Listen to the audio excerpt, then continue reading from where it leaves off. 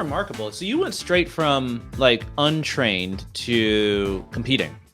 Yes, I gave all my time and energy to my two boys and to my husband, and I didn't have anything for me. So I enjoyed the working out part. They have my name in the gym, and yeah, so I was, a pretty good athlete. I believe it. I believe it. All right. I am joined today by Nicole Higgins, IFBB Pro and trainer. And Nicole, thank you so Yes, much for coming on the Eden Group podcast. thanks for Um, having me. yeah, it was great. My mom introduced us. She's a client of yours. You train clients out of Fresno, California, and the purpose of this podcast is to go into the founding stories for fitness founders, to hear about the businesses that they've started, understand their business dynamics. But before going into that, it would be great to hear about your early life and what led you to fitness. So, where did you grow up? I grew up in Fresno, California. We are Central Valley, so in the middle of California. Most people, when they think of California, they think of surfing and beaches, and that's I not know. Fresno. No. I grew up in No, Clovis, so I know the Central Valley very well. yes, a lot of agriculture and yeah, valley, dust, yeah, heat. Almonds. Yes, Yeah. yes. What temperature is it there right now? It's 109. Jeez Louise, man. No, see, Yes. Plus I got out humidity. of there. Yes. Yeah. So I grew up in Fresno since I was 3. I've been in Fresno. Raised by my mom and dad. I have one sibling, an older sister, and it was good. It was a good childhood. My dad, his side of the family, and he was an athlete. So his side of the family, it was a lot of basketball, a lot of Mm, football. We had some track athletes. My dad himself, he was a really good football player. He played for San yeah. Jose State. Oh, nice. And then he went on to do a little bit of professional. I believe he told me at one point that he was even on Sports Illustrated. Um, Oh, shoot. Okay. yeah, this was years ago. He was an athlete. His brother was an athlete. Most of his brothers were athletes. So I think that's where my athletic ability came from, his side of the family. Yeah, good Um, genetics.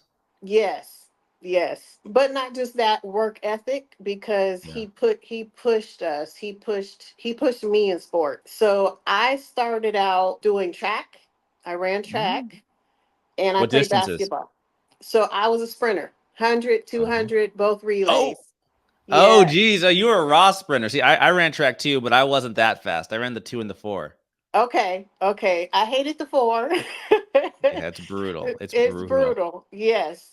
But I did it for the relay. So I understand Mm.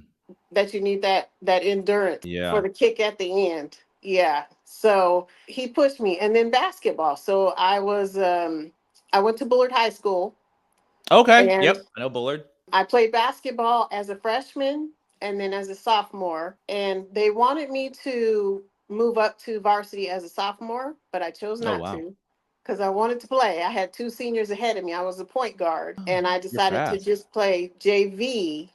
But my sophomore year is when I had an ACL injury. So that kind of Oh. stopped everything. Yeah, in basketball. So how it happened was a girl, she did a screen, and I tried to get Mhm. around her on the screen. And as I put my leg, tried to get around her foot, my foot landed on her foot, and my knee went the opposite direction. And Mhm. I heard a pop. I felt the pain, and that was it. Yeah. So I That had was it. surgery for that ACL injury, Okay. and, this was years ago. So the surgeries that they do now are totally different. The rehab is different. So Mhm. it was rough back then. So I didn't play sports anymore after that. And, Oh, wow. Wow. Sophomore year. sophomore year. And Oh. I broke records. Like they have my Oh, name in wow. the gym. And yeah, so I was, a pretty good athlete. I I had believe it. I hopes. believe it. I had hopes to go to the Olympics and track, all these different things, Oh, but they jeez. just didn't work out. So, Do and you I was, remember your 100-meter time? it's not like the girls today. I That's will all say right. Well, that. hey, this is Olympic season right now, so we don't need to compare it to the fastest of all time. But what I can say is, as a freshman, I Yeah. ran against the seniors, and I always got like top three, Oh wow. Yeah, that's almost impressive. making it to state. So Yeah. for that time, I was pretty fast, but not like Shakari and these girls nowadays. Yeah, they No, I are. mean, no, Shakari, who took silver this year, Hmm. yeah, no, she would easily toast me. Like even at my fastest. So when I ran track, I was not a raw sprinter. So my fastest 100 was 11:2. But I Okay. never broke 10, never broke 10 as a 100-meter sprinter. But yeah, Hmm. she's running like 10:7. I don't Hmm. remember her PR. But yeah, she's lightning quick. Right. Yes. Yeah. So that stopped everything for me. I Yeah. was still just built athletically, naturally. And so, I remember a time in high school watching the Olympia on TV, and I was so Mm. Linda Murray. So I don't know if Oh you wow. know Linda Murray. She was a bodybuilder, Correct. and Linda Murray, I remember going back to school the day after watching it with my family on TV. And I remember Oh imitating her do, she was doing her routine, and she would shake yeah. her leg. She would shake it and then lock it out. The And I quad. was, yes, her quad. I was so impressed that I was like, oh my God, did you guys see? And I kept trying to do it to imitate it. But I never thought that I would be doing bodybuilding or a physique competition later on in my life. So Wow. it's crazy how, certain times you see certain things and you get interested in it, but then you end up in that area. So that was Mm. kind of cool. Yeah, so the ACL tear, I always had knee issues. So once I had the ACL tear, even as an adult, Yeah. I would do the things that I needed to do to stay in shape, push ups, jumping jacks, crunches, the basic things. And I always looked good because I had a natural build, so I didn't Mhm. have to do a lot. And I was always disciplined in my eating. Eating wasn't like, I'm not like a foodie, right? Like some people. Mm. So it Like was. me. I have a very high eating drive. Right. So, I would eat for nourishment and then I'd go about my business. And so I was always thin. But then, so what happened was my husband, he was wanting to, I was a stay at home mom, and my husband was wanting to lose weight. So he was like, I want to get a trainer, and I want you to go with me. And Mm. so we went and we met with the trainer. We had already known him. He was training my oldest son for football. Oh, And wow. it was a functional gym, so they had sleds and they had like turf where Mhm. people are lunging and they're throwing chains, and it's a different type of a gym. It's not like a big box with a lot of equipment. It was Mhm. more of a functional gym. And my son was young, he's pushing the sled with two plates, and my husband's like, if Josh can do that, I could do it. Like I need to do something. But he was Yeah. like, I want you to support me in this and do it with me. And I'm like, okay, trying to be supportive. Little do you And know. right. So then the next day when we go to our first session, the night before that, we're in bed and I look at him and I said, what did I agree? What did you get me into? Like, what did I agree to? Like, I'm thinking, Hmm. oh my gosh, I don't know if I want to do this. So we go to the trainer, and I struggled. I was weak. I looked strong, but I was really weak. So I struggled with 5 pound dumbbells curling. I could Hmm. barely. We did triceps on the cable push downs. Mhm. Mhm. We had to take the pin out completely. So this Oh, is how weak what? I was, right? And- yes. So the next day we go back, and I couldn't straighten my arms. My arms were locked up, and so the Wow. trainer is massaging my biceps, but Mhm. I'm still doing the workout, and he's looking at me and he's seeing that I'm vascular because I'm lean and I Mhm. have muscles even though I'm weak. And he's like, you need to think about competing. Okay, hold, no, let me just pause for a sec. You would you categorize yourself as completely untrained? Like at this point, how long had it been since you'd done anything remotely resembling what you did in high school?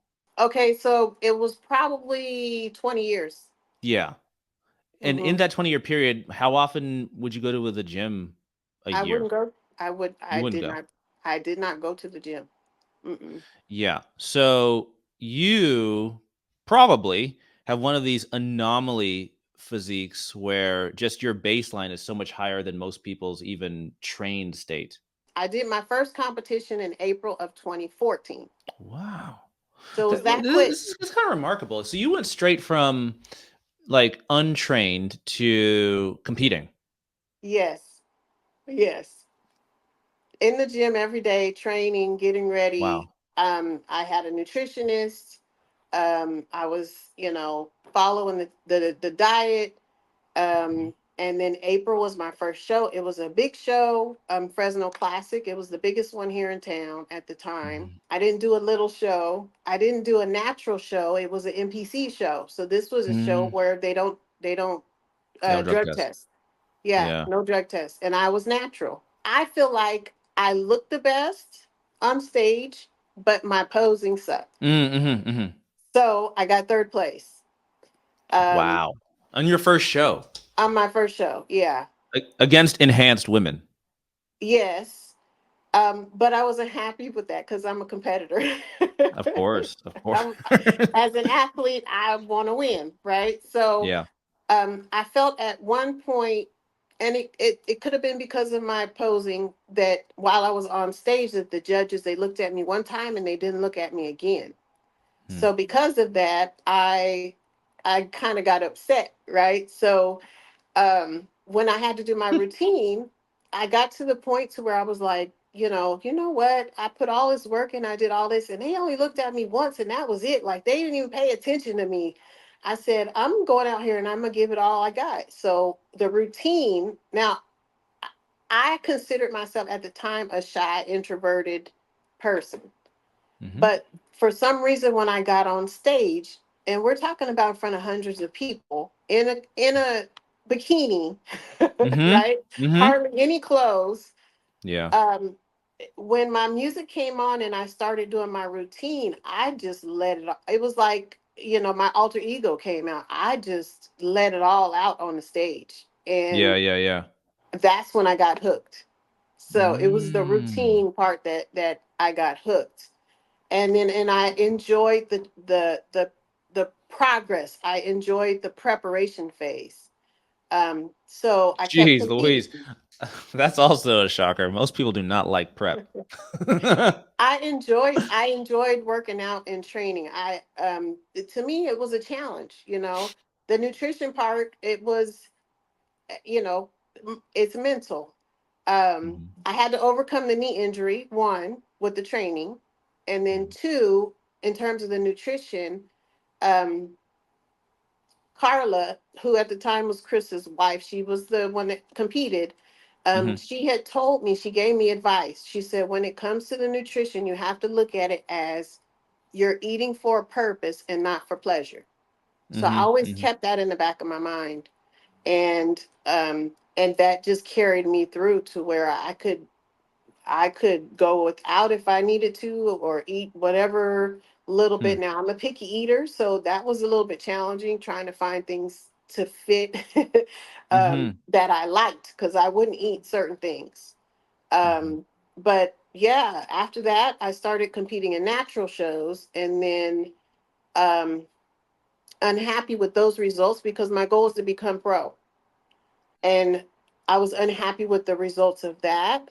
Hmm. I ended up going to a different affiliation in LA, and I did get a Mhm. pro card in the natural, um, but it wasn't a lot of competitors. So it was kind of like I was the only one in my division, and they were like, "Well, you look like you're a pro. We're going to give it to you." So I got a pro card, but I didn't have competitors.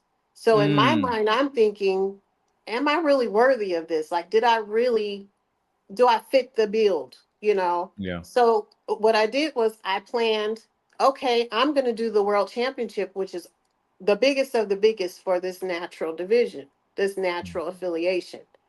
And this was in Missouri. So Mm. that next November, I did, this was 2017. I did the World Championships. Flew to Missouri and I won the whole thing. Oh my goodness. Jeez. So I became a world champion. But it's natural. So then what happened was I'm training my clients, along the way and still getting myself prepared for whatever comes next, but I didn't know what was next. I'm like, okay, I won that. I don't want to do that again. I need something else to push me and challenge me. Well, I had several clients compete in San Jose that following year, and they had the women's physique division, IFBB Pro, competing. So I got to see what the next level, like the IFBB Pro it's not natural. It's a Yeah. non-natural division.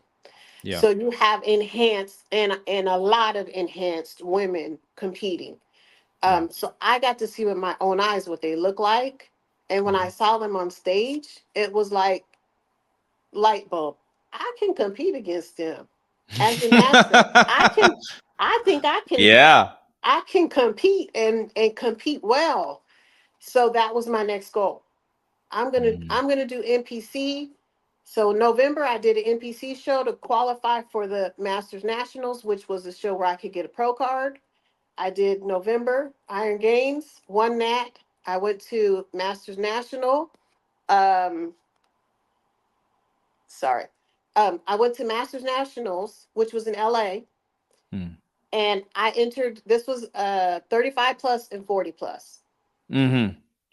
I entered both categories, and I won both. So Oh my goodness. I got two pro cards. Wow. So you won, you said 35 plus. So you were over 45 at the time? I Or sorry, was over 40 at the time. I was over 40. Yeah, So you were yeah, over 40 and you won the 35 plus category. yes, mm-hmm. Yeah. Yeah. You're an So anomaly. yeah. But I didn't want to compete masters. So masters is when you're a certain age and you compete with Yes. your age group. Yes. So after I got it was just the ends to a means to an end. So Mhm. after I got the pro card, I competed open. So open is with anybody 18 or over. I competed Mm. with the young girls because Yeah. I wanted to be with the best. So Yeah. Uh-oh. that's kind of how that went. Yeah. Um, Lost so my camera. that's kind of my uh, professional bodybuilding journey. Wow. Now, I hear this all the time. I want to get my pro card. Can you explain what that means to get your pro card, and what does that mean from a business standpoint, or like what does that unlock to have your pro card? It opened a world to me of fitness, which I wasn't too interested in at the time.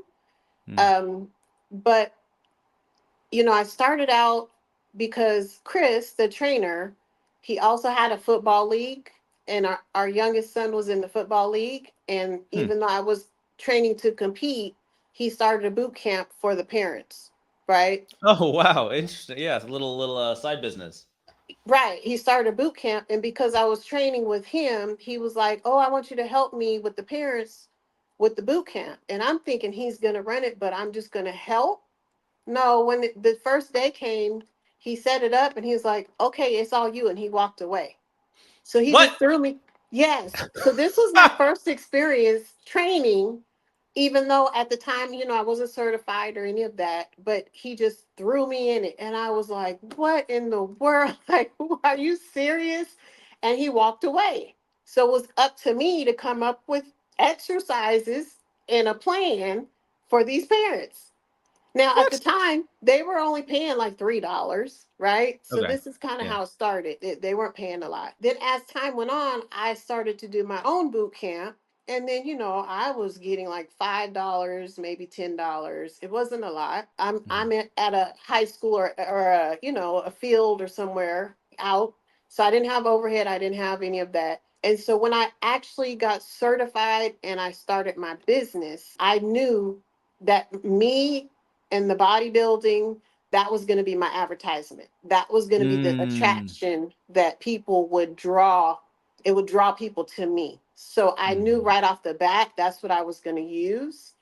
mm. So that's kind of how I tied everything together. So that's what set me apart from most other trainers, is So because can I dig in a little bit there? So which one came first? Your desire to get your IFBB Pro card or your desire to start a business and then deciding that the IFBB Pro would be your primary marketing avenue?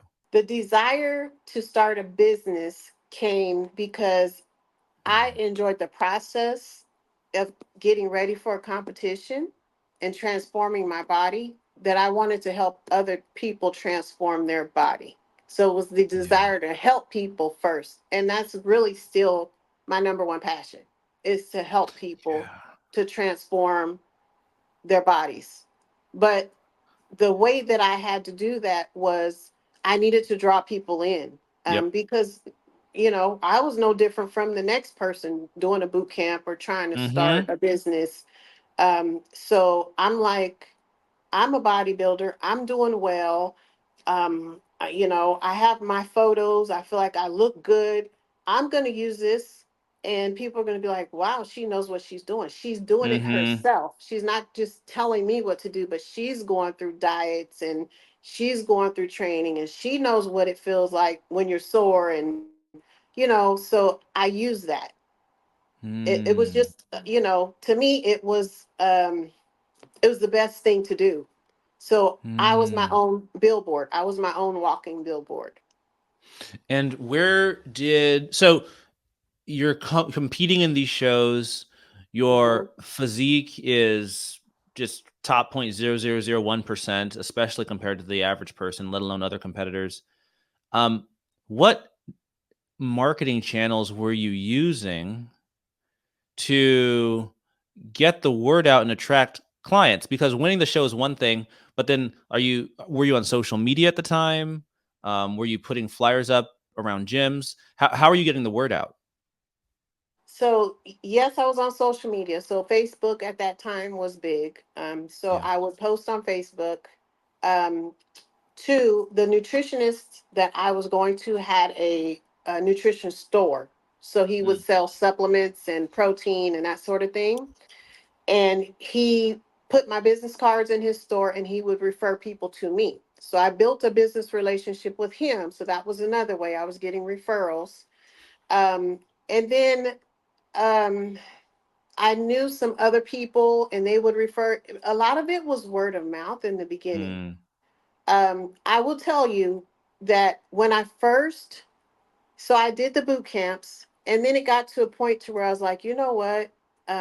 I need to try to get in a gym. I need to get some serious, because that was a little bit of money. The boot yeah, camps, it you didn't can't pay really a lot. transform bodies in a material way without lifting heavy things. Right, right. So we knew someone who had just opened their own gym. They went from one gym to another, and they opened their own gym. And I went to them and inquired about being a trainer at their gym. Hmm. Well, I would have been an independent trainer, so that means I would have had to pay rent. But the thing Mm, was is that I didn't have real clients. I just had boot camp people. So, hmm. they kind of, come and go boot camp. They're not loyal like clients. Yep. So he gave me a discount. I didn't pay a lot, but it was a lot because I didn't have not one client at the time. So I Hmm. just jumped in, right? And he was like, okay, Wow. I'm going to help you. So I remember there was another guy that also was starting out, and we did there was another bodybuilding show. We had a booth for this new gym, and we did a raffle. So we got people to sign up because we're like, you can get a 2-week free membership at this gym if you just sign up. The raffle, we're doing the drawing. So we got names from the raffle, phone numbers, and we picked so many of them, right? It was only supposed to be one or two people, but really we picked like six people each, um, Mhm. because we needed people, we needed Yeah. clients. So I remember we each picked a person for like a 2-week, and then we picked a person for like a 1 week free. That's kind of how we started getting people. And then it was word of mouth. Then I would get more people in and I'd get more people in. And also at this gym, it was also a functional gym, but it was new. So he didn't have a lot of equipment. So I had Hmm. to think off the top of my head and come up with ways for programming for people's plans for their workout plan. What am I going to have this person do today? We just have a wide open space and maybe some TRX Hmm. and like no machines, no, it was, bare. It's bare. So, Yeah. so that experience helps me even now today because I can be so creative and come up with ways to work specific muscles that most people wouldn't think of because of where I started at. And I was forced to, use my brain to come up with these ingenious ways to hit certain muscles. So that kind of helped me along the way. Um, Hmm. so it's things like that, So I started out there and then I moved to GB3 and Okay. Okay. As a independent independent trainer at GB3. Okay. at Got it. GB3. Yeah. And so the good thing about GB3 is that you just pay rent. I Mm. had a lot of people, why don't you open your own gym? And I would tell them, because I don't want to have to pay PG&E. I don't want I don't want to have to pay, which is the electricity and I Yep. didn't want to have to pay all the expenses that come along with owning a gym. All I Mm. had to do was pay my rent and I was good. You um, kept the rest. yes. Yeah. So, that was one of the things in the beginning. I was aware of the expenses that I had to keep them to a minimal. Um, one year, taxes was an issue. So it Mm. was difficult for me to understand that I had to have so many more expenses in order not to pay so many. Like I got that tax bill that year, and I was like, oh my goodness. So then Mm-hmm. after that, then I had to start figuring out, okay, expenses are good in a way, right? But I Mm-hmm. still want to keep them to a minimal so I can have my Mm-hmm. profit. And then that's when I read Profit First, which is a book from Mike Michalowicz. Hold on. I have it right here. Yes, yes, Excellent book. Yeah. yes. So this book helped me to understand that. Um, so you take your revenues. Most of the time, people's model is you take your revenues and you subtract your expenses, and that leaves your profit. But Yeah. he recommends that you take your revenues and you take your profit out first, right? First. And then that leaves your expenses. So you have to keep your expenses to a minimum, right? So that way you're not worried. Like you'll have, it's like your own savings account, right? They say Mm-hmm. save first. Put your savings away first and then pay your bills. This is kind of the same principle, but for business. And And I then, think he used an analogy in the book that actually dovetails quite a bit into fitness and nutrition. He uses the smaller plate analogy, right? yes, yes. Yes. And it was so easy to understand the way that you have several different accounts. You have your main account where all your revenue income goes into, and then from there you have your owner's compensation, which is your payment account. You have your tax account. You have your operating expenses, which is going to be you paying your bills. Mm-hmm. You have um, what else? Your profit account. Mm-hmm. So from the beginning, you have your funnel. It's like a funnel, right? So you have all the sales going to one account, and then from there you distribute to these other accounts. Yeah. In fact, I think I dovetailed. Let's see where I think I dovetailed it. Here we go. Yeah, yeah. So you have your income account, your profit account, owner's comp tax, and OPEX. Yep, that's it. Yes. Yeah. So it just made it easy. Now, accountants didn't like it. It was a lot of work for them. Right?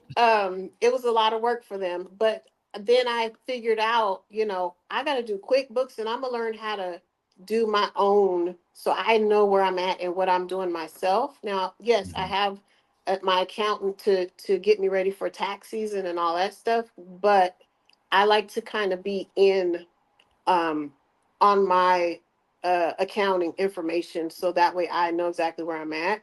And I've always kind of been conservative. Like, I don't spend like, I'm not the person who's going to go, ooh, they have a new machine, I got to get it. And then, you're worried about paying a bill later. I've never had Mm-hmm. to do that because I've always kind of, okay, I'm going to save up. And then when I'm ready, I'm going to get this piece of equipment or, that sort of thing. So it's kept me to where I haven't had deficits, especially, there are different phases. So like right now it's summertime. A lot of people go on vacations. As a fitness professional, you're going to have ups and downs. It's Mm-hmm. not just going to be a steady income. So you having money set aside for those times when people are out of town and they're not available or they're going away for 2 to 3 to 4 weeks and not working out, it helps during that time. But then also, you have to think about other ways to receive the revenues, right? So for me, it would be I have an app. So I can write workouts for my clients for them to do on their own. They don't have to Mm-hmm. come see me. Now, I'm a hands on person. So, what makes me different from someone else is you'll have a lot of people who they have apps and they'll advertise and they'll get a lot of people from online. But I like quality versus quantity. And Mm-hmm. I like to make sure that I'm helping my clients that they understand what they're doing. They know form, they know why they're doing it. I'm not one that withholds information. I tell my clients, look, I want you to be so comfortable that if I'm not here and you go in the gym, you can walk right in the free weight section with the big boys and know exactly. You like, okay, come on, let's get this. You Yeah. like, I'm Yeah. right here with you. So I try to give them the confidence, one, and two, the knowledge, so that way they know, that they're doing things correctly and that they see the results so they meet their goals. Um, so that's the other thing. So yeah. So how does your business? So I assume there was a progression then from GB3, which for those who are not from Fresno, which is probably most people who are going to be listening, George Brown Sports Club is the dominant gym chain in Fresno, owned by George Hmm. Brown. Hmm. Um, so as you moved from GB3, now do you operate out of your own studio, and then you have the app as well? Describe how your business looks today. Depending on the season, I will go back to GB3. There will be Mm-hmm. times where I will rent to use the space and equipment at GB3. It just Yeah. depends on what's going on. It's slow season, so GB3 makes it easy where you can freeze your account. When COVID hit, I was fortunate enough to be able to purchase equipment so that way I can have my own because everything was shut down during COVID. Yep. Everything. At one point, they didn't even want you to go outside. you It was a know, brutal time, man. That it, was, yeah, right. And me as a competitor, I didn't want to miss my workouts. Like, that was the worst part. I was like, I got to train. So yeah. in my mind, picking the equipment was really for me, even though it was for my business. Yeah. Well, that's a nice thing about having a training business. That's all pre-tax. Yeah. That's Right. capex. Right. Yeah. Yeah. So, it depends on the time, the season. Um, yes, I do have my own equipment. I have my own studio. And it's nice. My clients enjoy it because it's one on one. Like, they don't have to worry about other people around. hmm It's not crowded. They can talk about what they want to talk about without ears, people listening. Yeah. It's just a private space, so they feel free, they feel comfortable. And all of my clients, I built a relationship with them. Um, because one, I have to have some type of influence in order for them to understand that if they're going to transform and change for the better, that mentally they have to change first mentally before anything else will change. Mm. So that's the part that, I have conversations, so that way that it'll be like a light bulb moment, because some people, um I'll get clients in and they're like, look, I need to lose this much weight, and I'm thinking, okay, we're going to start slow. We'll work out this many days. I'm going to give you this diet where you'll lose maybe a pound a week. And then they jump in and they're like, I lost 5 pounds in the first week, and they're It's like, like, oh, okay, I'm okay, hold on. yeah, like they were already ready to go mentally, like they had it made up in their mind. And then I have some clients that I've been with, and it's still not, there's still something that isn't, they're not quite ready mentally, um, Mm, to flip the switch, if that makes sense. And yeah, yeah, it could be for some people, it could be some trauma from when they were younger, and maybe the weight is um, a mechanism to protect themselves, or like there's a lot of different reasons. yeah. Um, and so a person has to be ready mentally, including myself. And I will use myself as an example. Before I would prep for a show in terms of getting ready for that diet, I'd give myself an extra 2 to 3 weeks, because in my mind, okay, I'm gonna have to give up this little goodie that I've been enjoying, or like I would have to give myself that time, because I couldn't just jump in and say, okay, it's time, let's go. I'm cutting everything out. I couldn't do Mm, that. I had to get yeah. myself mentally prepared. And that's the same thing with when I had my knee injury. Mm, It got to the point to where I'm training with the brace, getting ready for this first competition. And I told the trainer after a while, it was holding me back. I had atrophy on my left knee, on my left yeah, quad. It was a lot yep, yep. smaller than my right. And so, and it was limiting. I couldn't, the mobility, I couldn't move the same way. And I got to the point, I told my trainer, I said, look, I said, we got to do something about this. I said, I'm tired of this brace. We need to build these muscles so that the muscles become my brace. So, Hmm. this is something specific we need to work on. And as I started doing that and learning, then through my process and me taking more classes and courses for my CEUs, continued education, corrective exercise is one of my number one. It was a game changer for me, because Mm, it helps me to understand, oh, okay, so people with knee injuries, it could be certain things that we do to help to correct it, so they don't feel pain anymore, so they don't mm, have imbalances anymore, so that corrective exercise was a big one. But the more education you get, the more knowledge you get, and you can help people with that knowledge, the better mm. you'll be, and then the more you can charge. Hey, talk. I mean, absolutely.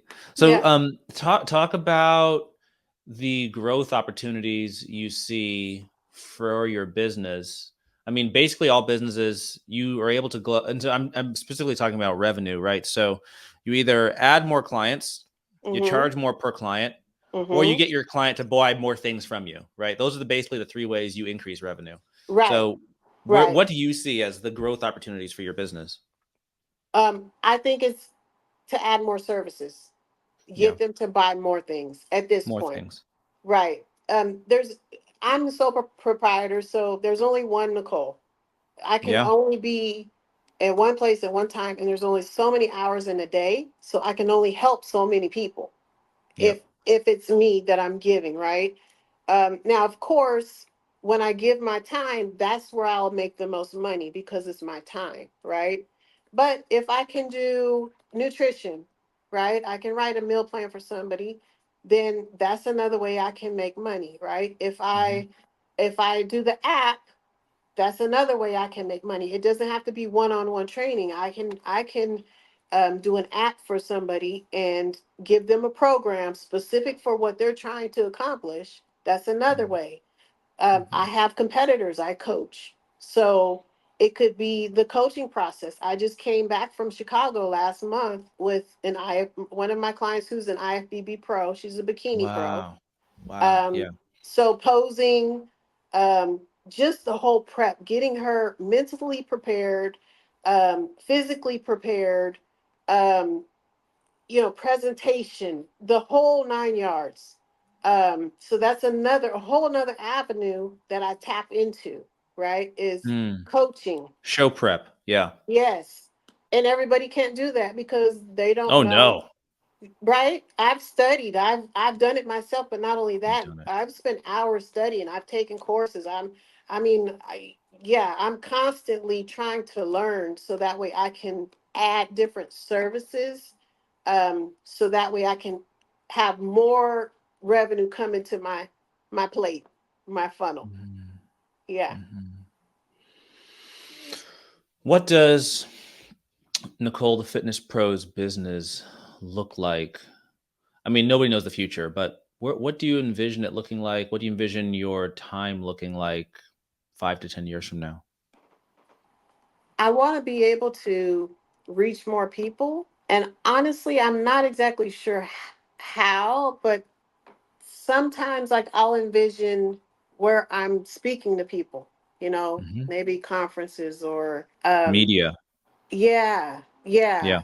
I see myself helping more people, but I think for me it has to be the right thing because I don't like just the quantity. Like I'm not after quantity. I'm not after um cookie cutter workouts and let me just send the stuff to these people so they, no, I want to make sure that you understand this whole process, and this Mhm. process not only helps you physically, but it carries over to every other area in your life. Like it builds that confidence where, look, if I can do this and accomplish this in my physical body, I can accomplish this at my job. I can accomplish this at home. I want to make an impact of the whole person versus, oh yeah, you do this leg extension and quad, and it's not really about that for me. It's about um, making an impact. It's about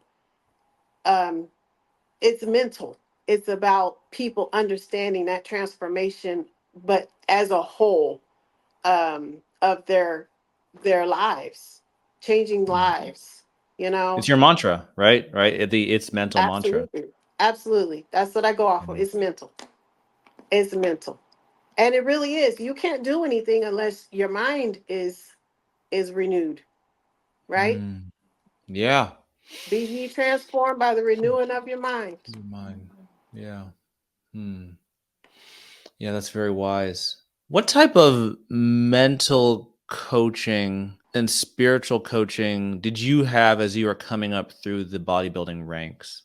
So, like for instance, when I was getting ready to go get my pro card, Mhm. the IFBB Pro card, colleagues, my nutrition coach, different people that I surrounded myself with, they were always envision yourself on that stage winning. Like those types of little nuggets. It just helped build that confidence even more. Like you Mm. worked hard for this, you're ready for it. Just get on stage Mhm. and do what you do and envision yourself winning.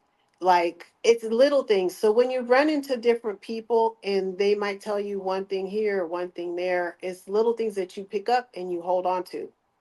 And having vision is also one of the main things you need in order to be successful. You have to know and see before it's manifested, before it's there. You have to speak it. That's the other thing. You have to speak it, um, because if you believe it and then you put it out there and speak it, then you're gonna accomplish it. That's how it works. You know, Yeah. Yeah. spiritually, I've been on a journey and growing in that area.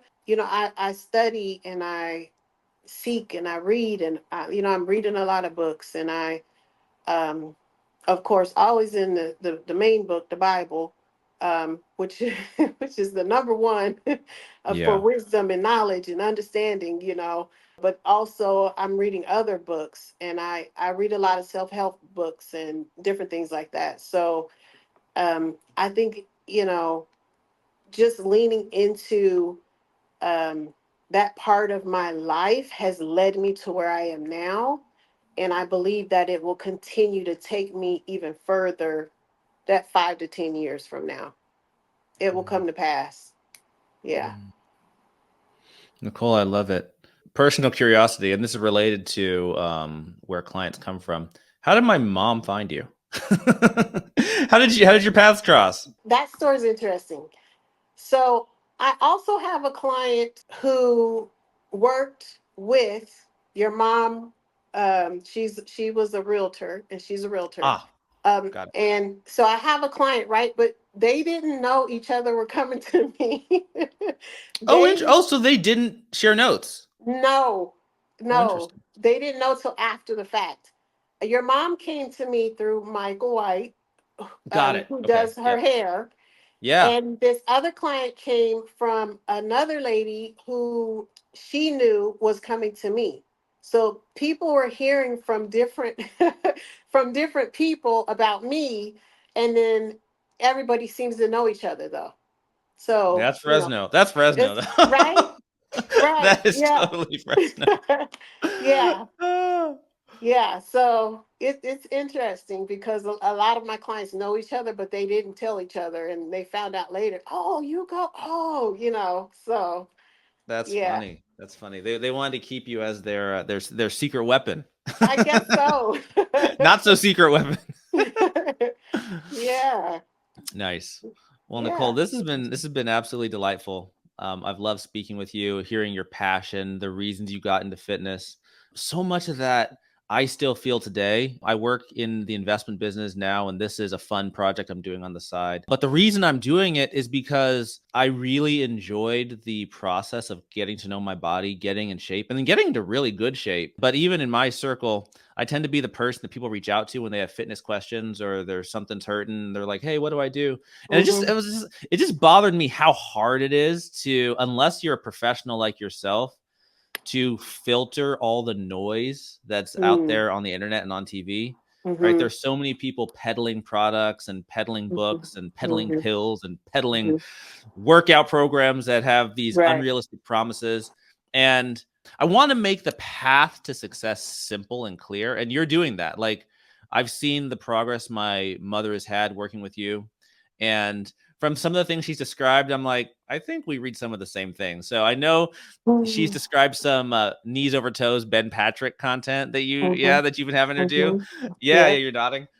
Yeah, like people like Ben, people like you, I really want to just amplify your voice as much as possible to counteract all the nonsense that's out there. So it's been wonderful. And I hope we have another conversation at some point. Yes. Thank you so much. I enjoyed it. Thank you, Nicole.